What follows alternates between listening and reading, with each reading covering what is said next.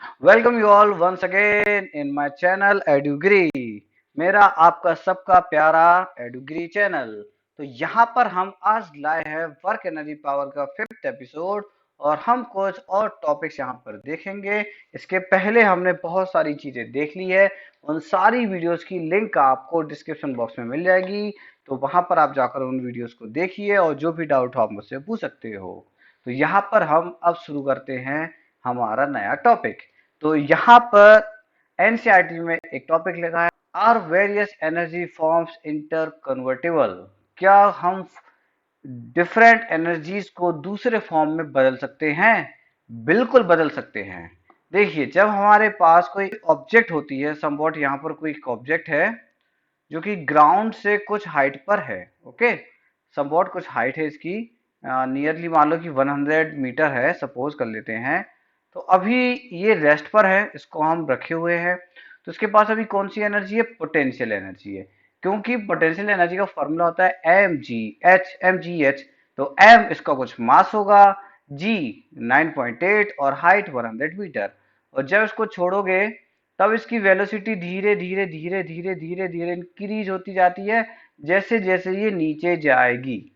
तो ये ऑब्जेक्ट जैसे जैसे नीचे जाएगी इसकी स्पीड बढ़ती जाएगी। दैट मीन्स अब इसके पास यहाँ से काइनेटिक एनर्जी आना स्टार्ट हो जाएगा, क्योंकि अगर स्पीड होगी तो हाफ एम स्क्वायर फॉर्मूले के हिसाब से इसके पास काइनेटिक एनर्जी होगी। तो जैसे ही ये नीचे जाना स्टार्ट कर देगी, इसके पास वेलोसिटी आएगी, तो ये पोटेंशियल एनर्जी जो भी है वो धीरे धीरे बदल बदल के काइनेटिक एनर्जी बनने लगेगी। ठीक है, और सबसे नीचे पोटेंशियल एनर्जी हो जाएगी जीरो और काइनेटिक एनर्जी हो जाएगी मैक्सिमम।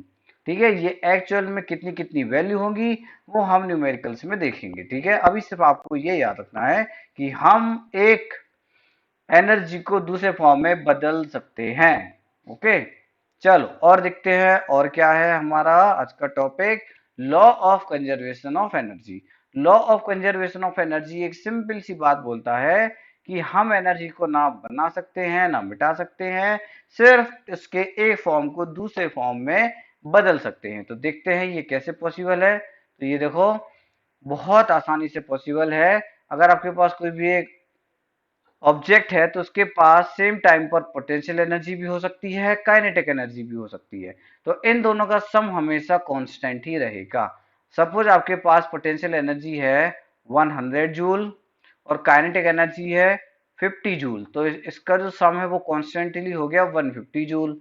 अब अगर बॉडी को हम ऊपर से नीचे फेंकते हैं तो पोटेंशियल एनर्जी डिक्रीज होती जाएगी और काइनेटिक एनर्जी इंक्रीज होती जाएगी, क्योंकि हाइट कम होगी जैसे जैसे नीचे जाएगा ये, और स्पीड बढ़ती जाएगी। ठीक है, ऐसा होता है ना, जब ऑब्जेक्ट को हम ऊपर से फेंकते हैं उस टाइम पर इनिशियल वेलोसिटी जीरो होती है और जैसे जैसे नीचे जाएगी तब उसकी वेलोसिटी बढ़ती जाती है। तो सपोज कहीं पर इसकी पोटेंशियल एनर्जी 80 जूल हो गई, तो मतलब 20 का डिक्रीज हुआ तो ये 20 बढ़ जाएगी। तो ये हो जाएगी कितनी? 70 जूल हो जाएगी। फिर से दोनों को जोड़ोगे तो तुम्हें 150 जूल ही मिलेगा।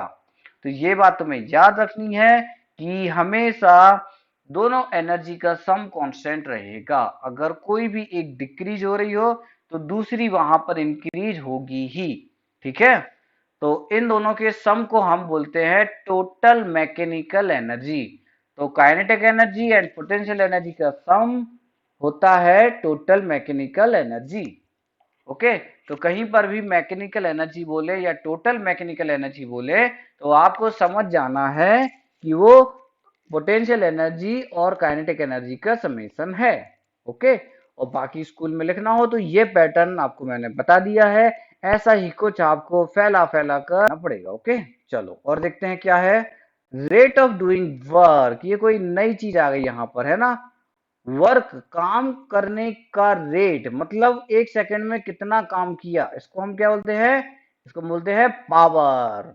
तो एक अगर पावरफुल व्हीकल है आपके पास, तो पावरफुल व्हीकल जो होगा वो आपकी जर्नी को जल्दी कंप्लीट कर देगा। यहाँ पर मैं जो कुछ भी आपको बता रहा हूँ ये आपको एनसीईआरटी बुक में एज इट इज मिलेगा। ठीक है, वहीं से मैंने ये सारे वर्ड्स लिए हैं, सारे सेंटेंसेस लिए हैं कि जब भी आप बुक उठाकर देखो तो आपको कुछ भी नया फील ना हो।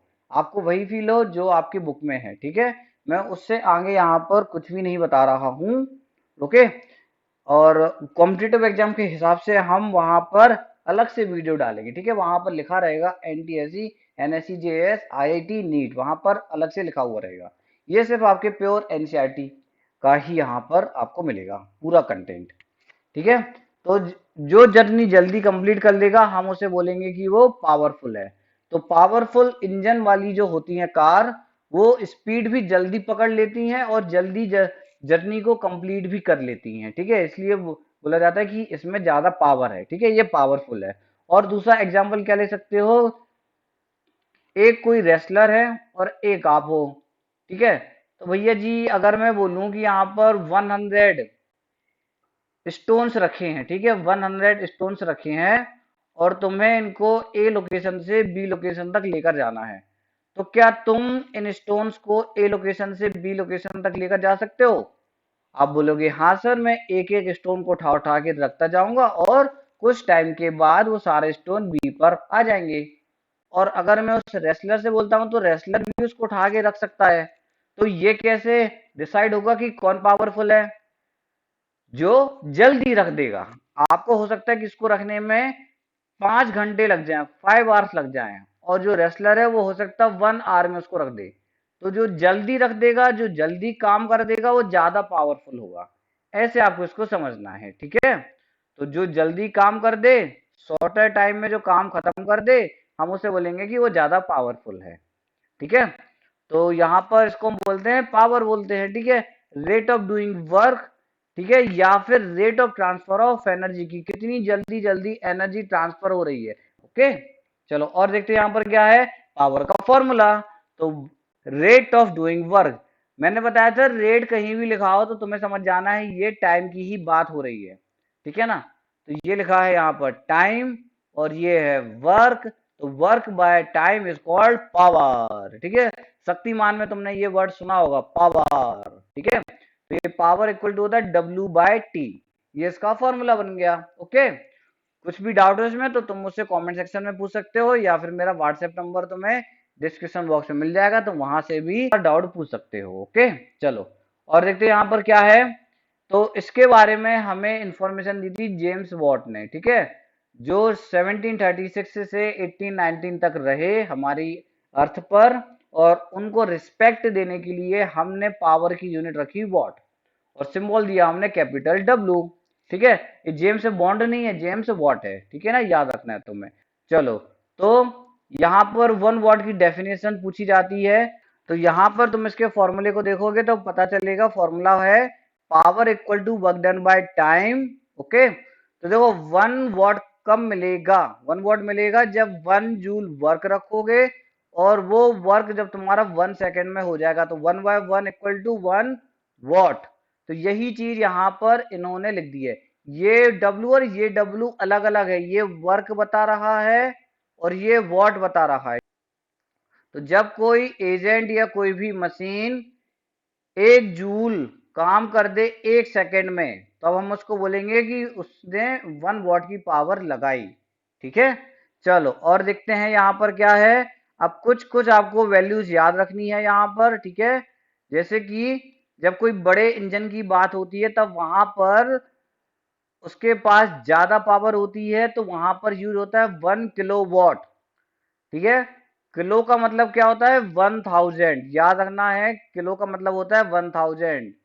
जैसे अगर 1 किलोग्राम अगर तुम एप्पल लाते हो तो इसका मतलब होता है वो 1000 ग्राम के बराबर है। तो किलो का मतलब यहाँ पर क्या होगा 1000 ही होगा, ठीक है ना। ये तुम्हें याद रखना है। और फिर इसके बाद इसको हम शॉर्ट में ये लिख सकते हैं के, ठीक है। किलो को हम शॉर्ट में लिख देते हैं स्मॉल के, ठीक है ना। चलो और वॉट को हम क्या लिख सकते हैं जूल पर सेकेंड। तो वॉट को अगर तुम्हें लिखना हो तो जूल पर सेकेंड भी लिख सकते हो। तो इसको चाहो तो तुम जूल पर सेकेंड लिख दो या जूल सेकेंड इनवर्स लिख दो, दोनों का मतलब एक ही होता है, ठीक है। ये जे लिखा है, ये भी जे है। ओके। चलो ये कुछ कन्वर्जन फैक्टर बता दिए कि अगर कहीं पर ऐसा कुछ आता है तो आपको डाउट ना आए कि सर ये क्या चीज आ गई, ठीक है।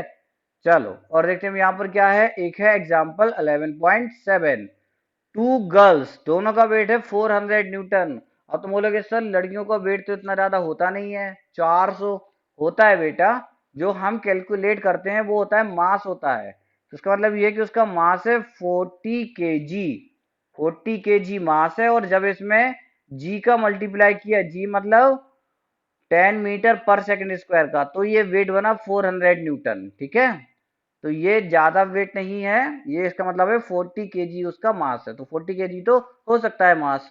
और दोनों लड़कियां 8 मीटर की हाइट पर चढ़ती हैं with the help of rope. ठीक है, एक लड़की का नाम ए है, एक लड़की का नाम बी है। ये एज इट इज क्वेश्चन आपकी बुक में दिया हुआ है। ठीक है, एनसीईआरटी में आप जाओगे तो आपको ये मिल जाएगा वहां पर। गर्ल ए को 20 सेकंड लगते हैं ऊपर तक पहुंचने में और गर्ल बी को 50 सेकंड लगते हैं। तो तुम्हें बताना है कि हर एक लड़की ने कितनी पावर एक्सपेंडेड वहां पर की। तो पहले तो ये बताओ कि कौन ज्यादा पावरफुल होगी दोनों में से। जिसने जल्दी काम कर लिया वो ज्यादा पावरफुल है। तो देखो ए वाली गर्ल को 20 सेकंड लगा तो मतलब ये ज्यादा पावरफुल होगी। बी वाले को 50 सेकंड लगा तो मतलब वो कम पावरफुल होगी। ठीक है, मास से डिपेंड नहीं होता है। ठीक है, तुम बोलो सर मास तो दोनों का सेम है, वेट तो दोनों का सेम है, तो फिर ये पावर कैसे अलग अलग हो गई। देखो जो एथलीट्स होते हैं ना, तो उनका वेट कम होता है लेकिन एनर्जी उनमें ज्यादा होती है, वो फास्टली काम कर सकते हैं, स्पीड से दौड़ सकते हैं। एथलीट ऐसा तो नहीं होता कि बहुत मोटे ताजे होते हों। ठीक है ना, तो वो डिपेंड करता है कि आपने अपनी बॉडी को कैसा मेंटेन रखा है, उस फैक्टर पर डिपेंड करता है। तो पहले हम निकालते हैं गर्ल ए की पावर। तो उसका वेट है 400 न्यूटन और वेट का फॉर्मूला होता है m इंटू जी, और हाइट कितनी दी है 8 मीटर। ठीक है, तो अब क्या होगा यहाँ पर देखो, उसको टाइम लगा टोटल 20 सेकेंड।